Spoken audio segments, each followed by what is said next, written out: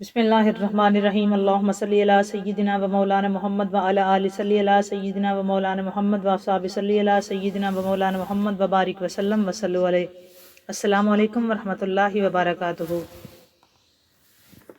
رحمت دا دریا الہی، رحمت دا دریا الہی، ہر دم وگدا تیرا، رحمت دا دریا الہی ہر دم وگدا تیرا، جے ایک قطرہ بخشے مینوں کم بن جاوے میرا۔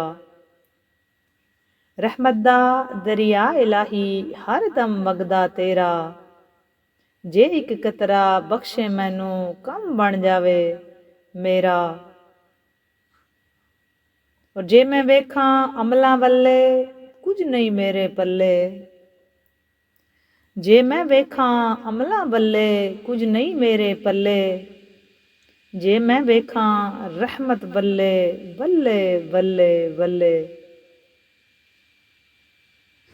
جے میں ویکھاں عملاں والے کچھ نہیں میرے پلے، جے میں ویکھاں رحمت تیری بلے بلے بلے۔ اور ہش ہش جنہ قدر نہ میرا میرے صاحب نوں وڈیائیاں، ہش ہش جنہ قدر نہ میرا میرے صاحب نوں وڈیائیاں، میں گلیاں دا روڑا کوڑا محل چڑھایا سائیاں۔ ہش ہش جنہ قدر نہ میرا، ہش ہش جنہ قدر نہ میرا میرے صاحب نوں وڈیائیاں، میں گلیاں دا روڑا کوڑا مینوں محل چڑھایا سائیاں۔ اور میں نیواں میرا مرشد اچا میں اچیاں دے سنگ لائی، صدقے جاواں انہاں اچیاں تائیں جنہاں نیویاں نال نبھائی، صدقے جاواں انہاں اچیاں تائیں جنہاں نیویاں نال نبھائی۔ اور مرشد دے دیوارے اتے محکم لائیے جھوکاں، مرشد دے دیوارے اتے محکم لائیے جھوکاں، نویں نویں نہ یار بنائیے وانگ کمینیاں لوکاں، نویں نویں نہ یار بنائیے وانگ کمینیاں لوکاں۔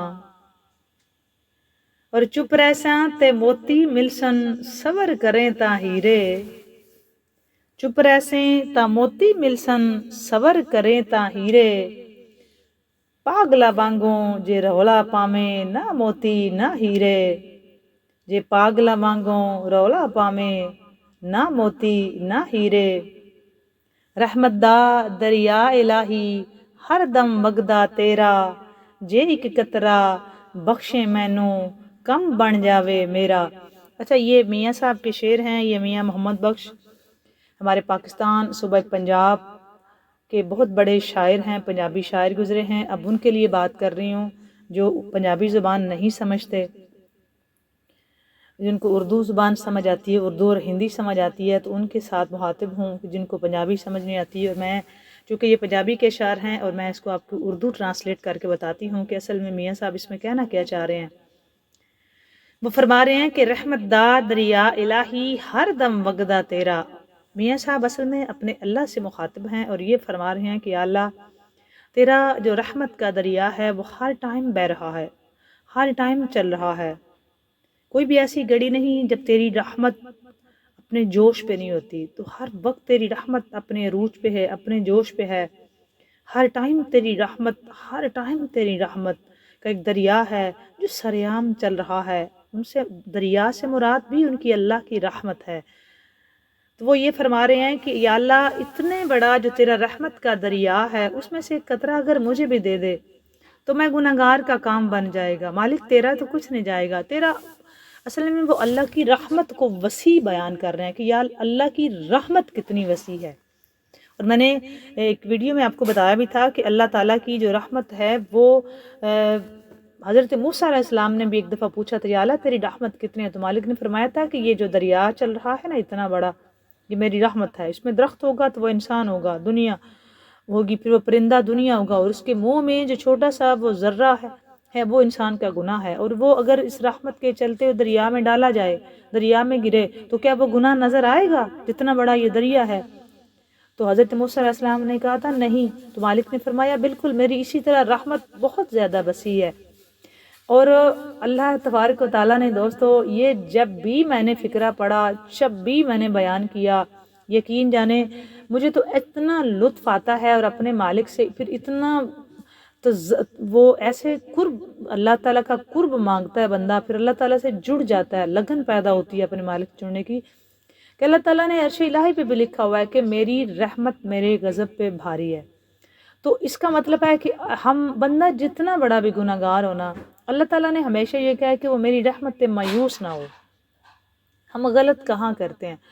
ہم ایک وقت آتا ہے ہم تھک جاتے ہیں تو ہم کہتے ہیں بس یہ نہیں ہو سکتا، اب یہ تو ناممکن ہے، یہ تو نہیں ہو سکتا، میری تو قسمت میں نہیں نہ لکھا ہوا، اللہ ایسا کر ہی نہیں سکتا۔ تو میں آپ سے یہ کہنا چاہ رہی ہوں، یہی تو اللہ تعالیٰ نے منع کیا ہم کو، یہی تو ہمارے اندر شیطان وسوسہ ڈال دیتا ہے کہ نہیں نہیں جی یہ نہیں ہو سکتا۔ دیکھیں یہ نہیں ہو سکتا اور ہو سکتا، یہ صرف ہمارے ذہن تک محدود ہے چیز، ممکن اور ناممکن ہمارے لیے ہے۔ اللہ تبارک و تعالیٰ کی ایک ہی آیت اپنی زبان میں، اپنے دماغ میں رکھ لیں، اور اس کو زبان پہ بھی جاری ساری رکھا کریں، تاکہ ہمارا بولنے سے ہی ہمارا جو ہے نا یقین کامل ہوتا ہے، سننے سے اور بولنے سے۔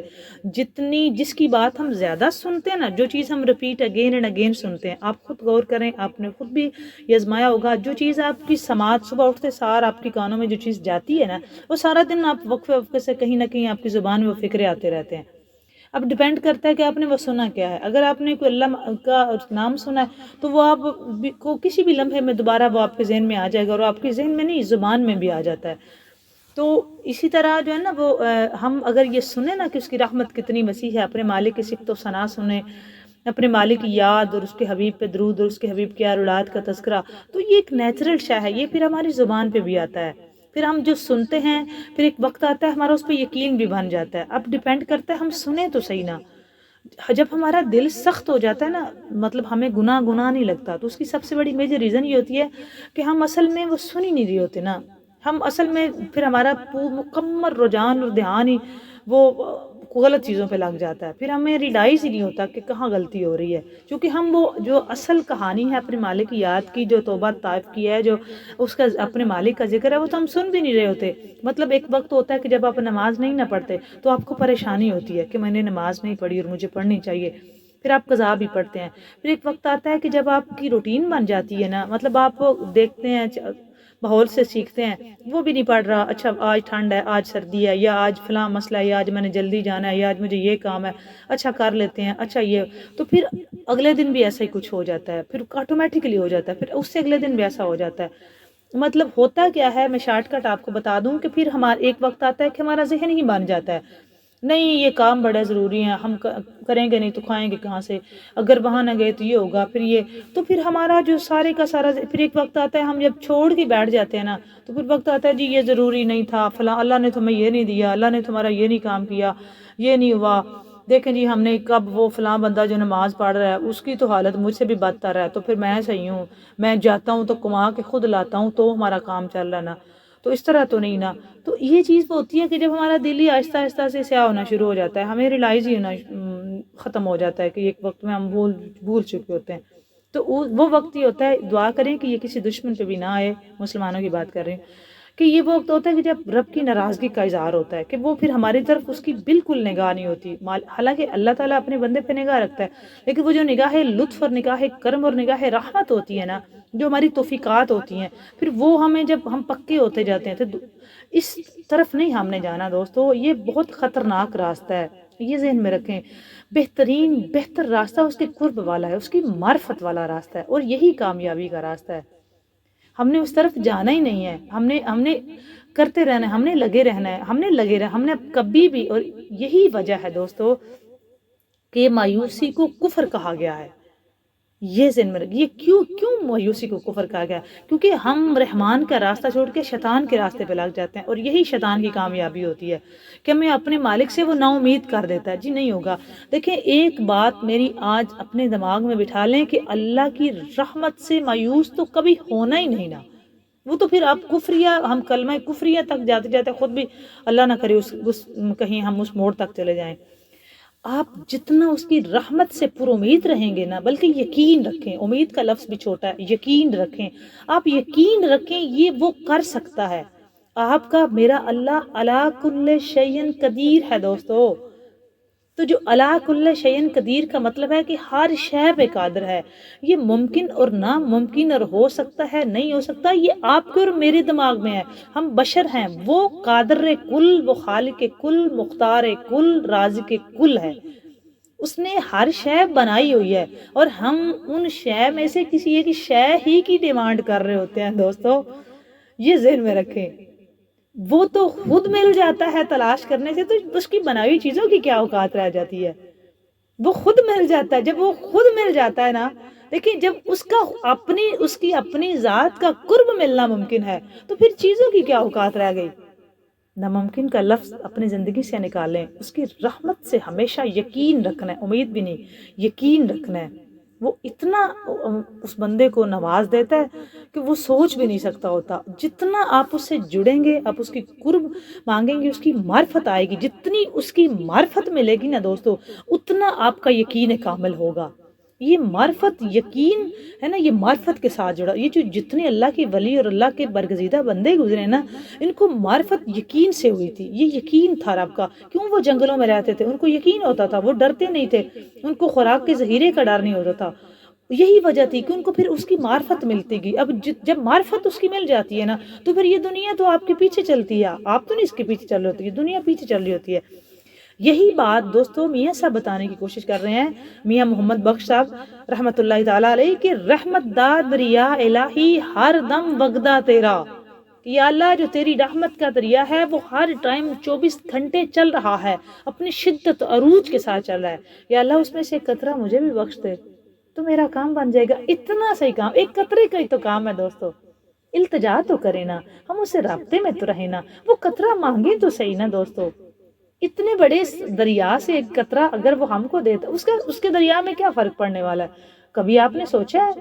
وہ سمجھا رہے ہیں بندے کو کہ اتنے بڑا دریا جو ہے اور وہ ٹھاٹھے مارتا دریا ہو اور اس میں سے ایک قطرہ اگر نکل بھی جائے تو ہمارا کام بن جائے گا، اور اس کی کوئی کمی آتی ہے؟ اس میں کوئی کمی نہیں آتی۔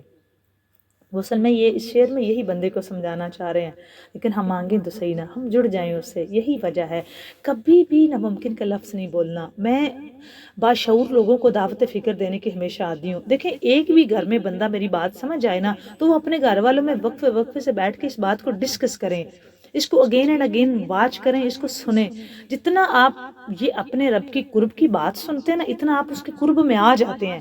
وہ ایک لمحہ، وہ گھڑی ایسی ہوتی ہے کہ آپ کو واقعی یقین کامل ہوتا ہے کہ جی ایسا ہو سکتا ہے، اور وہی ان میں سے کوئی ایک گھڑی ہوتی ہے جو ہماری زندگی کو کہیں کا کہیں لے جاتی ہے۔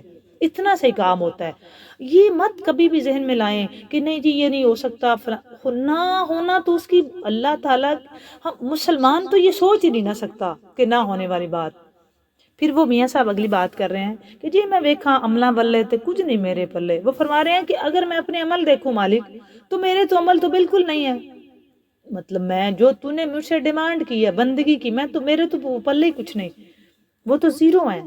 یا اللہ میں اپنے عمل کی بنا پہ تجھ سے کچھ نہیں مانگ رہا، مطلب یہ نہیں کہہ رہا کہ میرے عمل اتنے اچھے ہیں اور اس کا بدلہ تو عطا کر۔ وہ عرض کر رہے ہیں مولا کہ پھر اگلا شعر میں پڑھوں گی کہ جے میں ویکھاں تیری رحمت ولے اور بلے بلے بلے۔ وہ کہہ رہے ہیں کہ اگر میں تیری رحمت کی طرف دیکھوں نا تو وہ بے بہا ہے، مطلب میرے عمل تو کچھ بھی نہیں، میں اپنی عمال کی بنا پہ نہیں تجھ سے مانگ رہا، تیری رحمت کی بنا پہ مانگ رہا ہوں۔ اور یہ میرا خیال ہے کہ حد کر دی میاں صاحب نے شعر میں، اور یہی اگر یہ ایک شعر ہی ہم کو سمجھ میں آ جائے نا تو ہماری زندگیاں بدل سکتی ہیں، کہ یہی چیز ہے، اور ہمیں یہی شیطان ہمارے اندر وسوسے ڈالتا ہے اور ہم اپنے مالک سے دور ہو جاتے ہیں، کہ اس کی رحمت 24 آور وسیع ہے اور سب کے لیے ہے۔ دیکھیں رحمت ہوگی گناہگار کے لیے، یہ ذہن میں رکھیں۔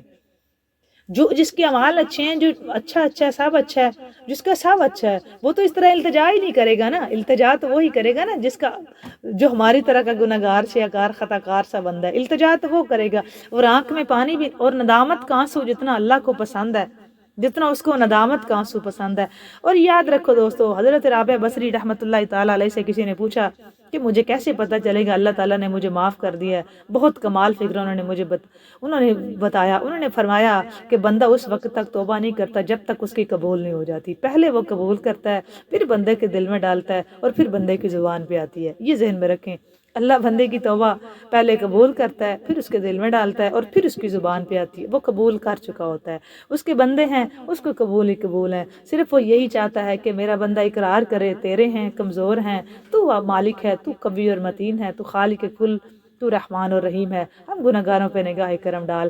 آج کے لیے آج کی ویڈیو میں اتنا ہی. نیکسٹ ویڈیو میں انہی کی مزید الیبوریٹ کریں گے ان اشعار کو پنجابی کے ہیں، چونکہ ہمارے سامعین کوئی ایسے ہیں جن کو پنجابی سمجھ نہیں آتی، اس لیے میں نے اس کو اردو میں جو ہے نا وہ ایکسپلین کر کے آپ کو بتایا.